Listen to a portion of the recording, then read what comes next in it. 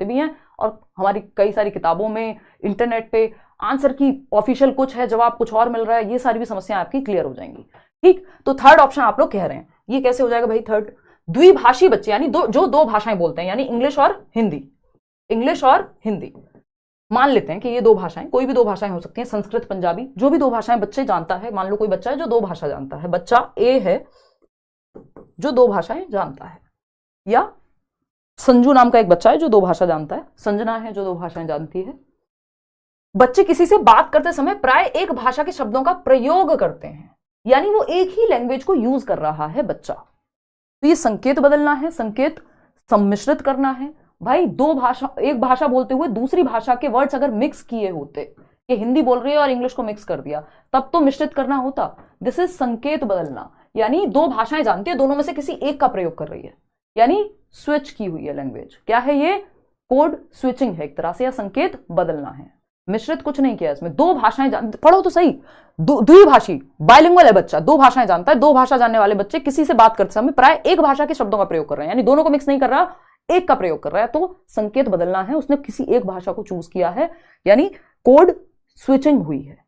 ठीक, ये किसी भी तरह से पूछे, दक्षता स्तर, बहुभाषिकता का तो यहां कुछ बनता ही नहीं है। बहुभाषिकता की कहानी अलग होगी। बहुभाषिकता है कि जब आप क्लासरूम के कॉन्टेक्स्ट में यूज होती है, कक्षा में जब कई भाषाएं बोलने वाले विद्यार्थी हैं, है ना, तो वो बहुभाषिकता है। ये द्विभाषिकता है, जब दो भाषाओं की बात हो रही है तो द्विभाषिकता, दो या दो से अधिक हैं तो बहु पे चले जाएंगे फिर हम। ठीक, तो जनरली याद रखने का तरीका है, इसको टेक्निकलिटीज में नहीं जाना है, नहीं तो वो बहु और द्वि में ज्यादा अंतर बचेगा नहीं। अब आते हैं एक और नए टॉपिक पे जो इस बार पूछा गया खूब, क्योंकि हिंदी और इंग्लिश की पेडागोजी को मिक्स करके अब रखी हुई हैं चीजें।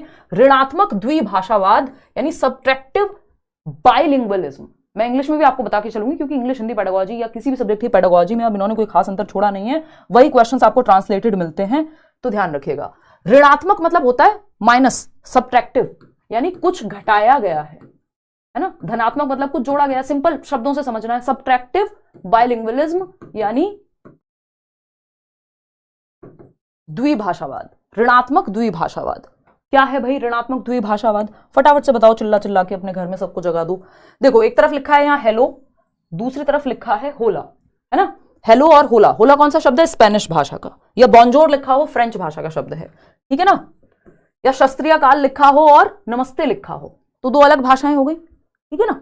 तो ऋणात्मक द्विभाषावाद क्या है समझते हैं फटाफट से। व्यक्ति की मूल भाषा में धीरे धीरे बदलाव या उपयोग में कमी हो जाती है। यानी आपको हिंदी आती थी, या मान लीजिए मैं गांव में रहती थी तो हिंदी की एक बोली है, ऐसा कुछ नहीं है, मतलब थोड़ा पूर्वी उत्तर प्रदेश की भाषा मान लेते हैं। या आप अपने आसपास कहीं गांव में रहते होंगे, पंजाब से हैं, मान लीजिए आपको पंजाबी आती थी, तो हिंदी आती थी मान लीजिए मुझे, है ना। मैं हिंदी बोलती थी, मूल रूप से मैंने पहले हिंदी सीखी मुख्य रूप से। अब बाद में मैं धीरे धीरे चलो दिल्ली आई गांव से, और क्या हुआ, इंग्लिश सीखी, है ना। इंग्लिश का प्रयोग ज्यादा हो गया, हिंदी का कम हो गया, है ना। इसका मतलब हिंदी क्या हुई, सब्ट्रैक्ट हुई, माइनस हुई, ऋणात्मकता आई किसमें, हिंदी के प्रयोग में, ठीक है ना। हिंदी के प्रयोग में क्या आई, ऋणात्मकता आई। तो हिंदी का प्रयोग कम हो गया, इंग्लिश का प्रयोग प्लस हो गया, है ना। अब ये कैसे अलग है, और भी चीजें आती हैं, एडिटिव भी होता है एक, वो आगे चल के पढ़ेंगे। तो इंग्लिश का प्रयोग जो है प्लस हो गया और हिंदी का प्रयोग माइनस हो गया। तो अब कई बार क्या होता है, जब इतने साल हो चुके हैं, 2011 से, तो अब 11 से और आज 24 आ गया है, तो इतने साल बाद, या एक व्यक्ति है जो भारत में रहता था और अमेरिका चला गया, 20 साल हो गए, हिंदी का प्रयोग धीरे धीरे उसका कम हो गया और उसका प्रयोग इंग्लिश का बढ़ गया। अब वो जब मान लीजिए हिंदी में भी बात करेगा तो उसको दिक्कत होगी, है ना।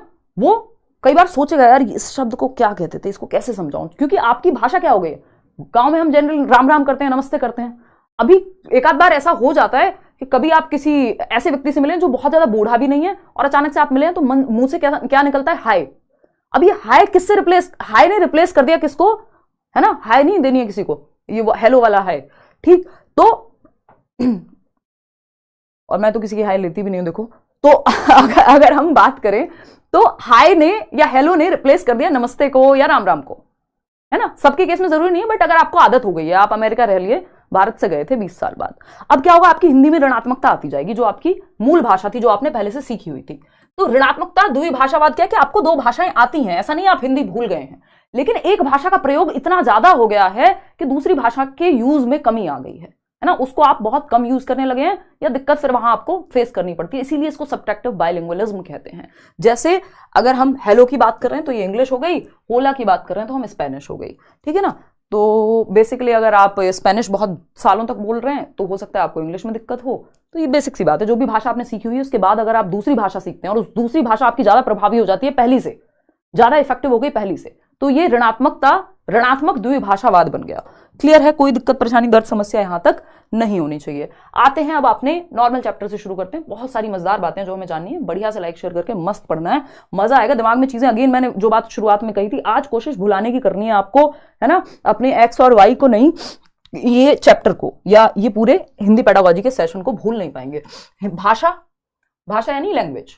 क्या है लैंग्वेज? भाषा विचारों की अभिव्यक्ति यानी एक्सप्रेशन ऑफ थॉट्स, महसूस करने यानी फीलिंग करने व चिंतन का एक साधन है। यानी भाषा में सबसे, वैसे तो बहुत सारी आपको डेफिनेशन मिल जाएंगी कि भाषा संप्रेषण का माध्यम है, कम्युनिकेशन का माध्यम है, हम अपनी एक संचार का माध्यम है, फलाने का माध्यम है, ढिकाने का माध्यम है, वो सब हम अभी आगे पढ़ेंगे भाषा की विशेषताओं में। तो अगर हम देखें भाषा विचारों की अभिव्यक्ति, ये सबसे महत्वपूर्ण वर्ड है अभिव्यक्ति। पूरे आपको जब पेपर में कुछ समझना आए तो अभिव्यक्ति और प्रयोग भाषा का बच्चे का, क्योंकि बच्चा सबसे ज्यादा जहां एक्टिव है, बच्चे की ज्ञानेंद्रियां सबसे ज्यादा जहां एक्टिव है, वो उत्तर सही है। तो पूरा पेपर में अगर आप फंसते नजर आए हिंदी पेडागोजी या इंग्लिश पेडागोजी में, अभिव्यक्ति, बच्चे के एक्सप्रेशन पर फोकस कीजिए, वो अपने आप को अभिव्यक्त कहां कर पा रहा है, उसको प्रयोग करने का भाषा कहां मौका मिल रहा है, अवसर मिल रहा है, वो ऑप्शन बेहतर है। तो भाषा विचारों की अभिव्यक्ति, महसूस करने, भाई कुछ हम महसूस कर रहे हैं तो गाना सुन रहे हैं हम महसूस कर रहे हैं, अपनी बात कह रहे हैं, अभिव्यक्त कर रहे हैं, चिंतन, सोच रहे हैं कुछ, तब भी भाषा का प्रयोग कर रहे हैं। तो भाषा के कई सारे रूप हैं, कई तरह से हम इसको प्रयोग करते हैं। तो विचारों की अभिव्यक्ति यानी expression of thought, feeling of thoughts और emotions and thinking about something, इन सब का क्या है, एक मीडियम है, ठीक है। तो भाषा सिर्फ संप्रेषण का माध्यम मात्र नहीं है, यानी ये सिर्फ मीडियम ऑफ कम्युनिकेशन नहीं है, इससे बहुत आगे है। तो इसमें हम महसूस भी करते हैं, हम इसमें अभिव्यक्त भी करते हैं, हम भाषा के माध्यम से चिंतन भी करते हैं। भाषा के 3 रूप हैं, आंख बंद करके सोते सोते बता दोगे, ये पिछले मैराथन में भी बताया था पिछले 1 साल पहले। भाषा के 3 रूप हैं, उससे पहले भी बताया था, उससे पहले भी बताया होगा, क्योंकि जिंदगी भर से मैराथन ही चल रही है, तो इसलिए ये आखिरी है। भाषा के रूप यानी प्रकार कौन से हैं भाषा के? तो प्रकार मुख्य रूप से 3 प्रकार हैं, मौखिक भाषा और लिखित भाषा, जिसमें से मौखिक और लिखित को ही ज्यादा महत्व हम देते हैं, ठीक है ना। अगर नॉर्मल यूजेज की देखें तो जब हम बात कर रहे हैं मौखिक भाषा की, ये देखिए ब्ला ब्ला ब्ला, ये इधर से बोल रहा है उनको कुछ और ये इधर से बोल रहा है मौखिक भाषा। मैं जैसे अभी बात कर रही हूं तो मैं मौखिक भाषा का प्रयोग कर रही हूं, बोल करके, ओरल लैंग्वेज जिसको हम कह रहे हैं, ठीक है, जो हम बोल करके मुंह से इस्तेमाल कर रहे हैं, मौखिक भाषा, मुख का प्रयोग कर रहे हैं बेसिकली जिस भाषा में, जैसे कि आप अपने दोस्तों से बात करते हुए करते हैं, अपने घर में बातचीत करते हुए करते हैं, ठीक है, इंटरव्यू देने जाएंगे तो मौखिक भाषा का प्रयोग करेंगे। लिखित भाषा यानी रिटन लैंग्वेज, तो ये ओरल लैंग्वेज हो गई।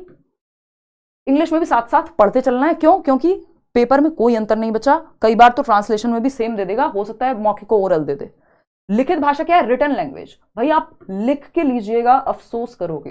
क्या है ये? रिटन लैंग्वेज है, लिख के ले रहे हैं, पत्र लिख रहे हैं, एस्से राइटिंग कर रहे हैं, पेपर में OMR शीट भर रहे हैं, क्या है? लिखित भाषा का उदाहरण है, लिख करके। पहले भाई मनुष्य क्या करता था, मौखिक भाषा, उससे पहले भी संकेतों से ही काम चलाता था, फिर लिखने की बात आ गई, भैया प्रॉपर्टी के पेपर पे लिखा होना चाहिए, स्टैंप होना चाहिए, प्रॉपर्टी कर रही हूं मैं, है ना, ये होता है थोड़ा सा, ठीक है, ये मतलब होता है इसलिए कि जो चल रहा होता है आसपास, कई सारी चीजों पे काम चल रहा है, तो पेपर या प्रॉपर्टी को लेकर बहुत झगड़ा भी होता है देश भर में। तो बेसिकली स्थायी चाहिए हमें चीजें, है ना, लिख के दो भाई, ठीक है ना। Marriage certificate, birth certificate, death certificate, मतलब माना नहीं जाएगा जब तक आप लिख के नहीं देंगे। कोई व्यक्ति की मृत्यु हो गई है, कोई व्यक्ति ने कोई चीज खरीद ली है ना, या मतलब ये प्रॉपर्टी आपकी है, कैसे पता लगेगा? पेपर्स होंगे ना, तो ये ज्यादा स्थायी होती है, ठीक है। सांकेतिक भाषा क्या है? संकेतों के माध्यम से, इसकी बात आपकी किसमें की हुई है? नेशनल एजुकेशन पॉलिसी में भी की गई है, जिसकी बात हम अंत में करेंगे। इंडियन साइन लैंग्वेज को क्या बनाया जाए? एक मानकीकरण इसका किया जाए, स्टैंडर्डाइज किया जाए, और इसको काफी जगह पे यूज किया जाए। जो बधिर बच्चे हैं, जो बोल नहीं सकते, या मूक बधिर के केस में भी कई बार जो सुन और बोल दोनों नहीं सकते, उनके लिए इसका प्रयोग काफी होता है। बाकी अगर हम रूपों की बात करें तो मौखिक भाषा, लिखित भाषा और सांकेतिक भाषा यानी साइन लैंग्वेज, ठीक है। तो साइन लैंग्वेज हम साइन के माध्यम से, जब हम कुछ बोल नहीं रहे लेकिन अपने जेस्चर्स से, अपने हाव भाव से, जब हम आंखें दिखा रहे हैं किसी को, व्यक्ति डर जाएगा, मतलब बच्चा तो डर ही जाता है एटलीस्ट। जब आप कह रहे हैं, किसी ने पूछा, मम्मी ने पूछा खाना कैसा था, आपने कहा, मम्मी समझ गई, मम्मी को कई बार हो सकता है समझने में दिक्कत आए, बेटा 0 कह रहे हो, बढ़िया कह रहे हो, क्या कह रहे हो, तो आपने कहा ये,